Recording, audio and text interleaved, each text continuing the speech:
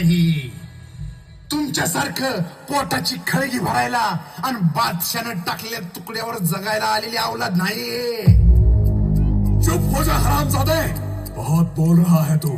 सिपाहियों, ले जाओ इसे और मौत का इनाम दो.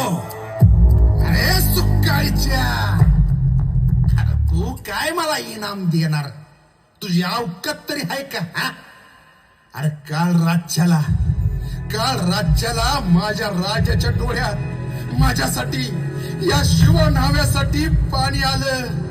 हेच माझं इनाम आहे. त्यांची जोड, त्यांची कापड, त्यांच्या गळ्यातली हे कवड्याची माळ घालून एक दिवसाचा का होईना पण शिवाजी महाराज म्हणून त्यांच्या पालखीत बसता आलं, हेच माझं इनाम आहे. पण तुझ्यासारख्या बादशाच्या टाकलेल्या तुकड्यावर जगणाऱ्या कुत्र्याला काय किंमत कळणार या इनामाची आणि इमानदारीची?